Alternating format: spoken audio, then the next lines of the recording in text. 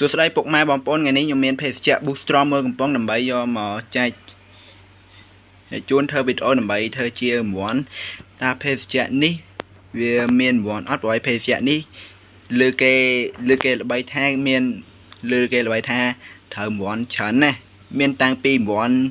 សិទ្ធិវ័យក្មេងទឹកប្រាក់130លានរៀលមានម៉ូតូចំនួន1000គ្រឿងនិងឡានចំនួន100គ្រឿងតែខ្ញុំសំខាន់ខ្ញុំអត់មើលអាពីរហ្នឹងទេខ្ញុំមើលតែអាកន្លែងនេះទេកន្លែងឆ្នោតវាទេ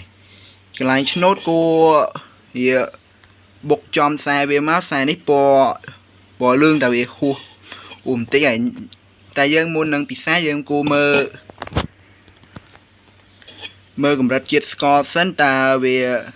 អីយ៉ាងម៉េចវាជាស្រ័យបងប្អូនវាកាមេរ៉ានេះវាអត់សូវវាចាប់វាអត់ជាប់អានេះកម្រិតជាតិស្កររបស់វាគឺ 16.5 ក្រាម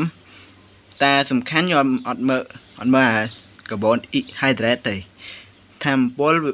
66ហ្គាល់តែសំខាន់ខ្ញុំអត់មើលអាពួកអស់នេះទេ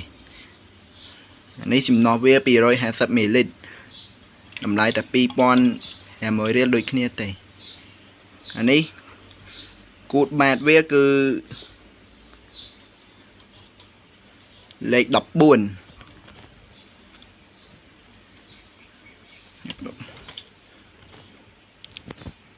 បាទគូតវាគឺលេខ14តែយើងមុននឹង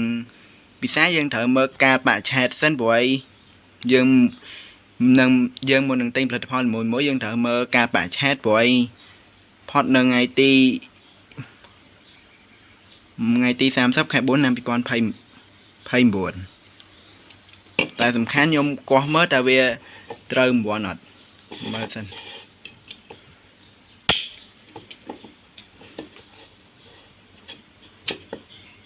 គឺអត់ត្រូវបងប្អូនគឺអត់ត្រូវទេបើបងប្អូនចង់បានវីដេអូអីថ្មីទៀតអាចនឹងតម្លាក់មួយបើចង់បានភេសជ្ជៈផ្សេងៗអាចតម្លាក់ក្នុង comment មួយផង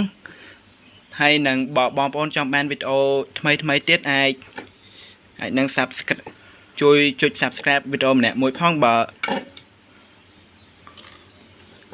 បងប្អូនត្រូវការភេសជ្ជៈផ្សេងៗអាចតម្លាក់ក្នុងនឹងបានតែខ្ញុំសូមផ្ដាំបងប្អូនមួយទៀតព្រោះថ្ងៃទី1 ខែ 10 ឆ្នាំ 2020 នេះខាងក្រសួងគេនឹងប្រកាសគេឈប់ដាក់រង្វាន់នៅលើកវលកំប៉ុងទៀតហើយព្រោះថ្ងៃទី1 ខែ 10 ខ្ញុំឈប់ចេញវីដេអូហើយវីដេអូនេះខ្ញុំផ្ដាំជួយមានតែប៉ុណ្្នឹងទេបាយបាយ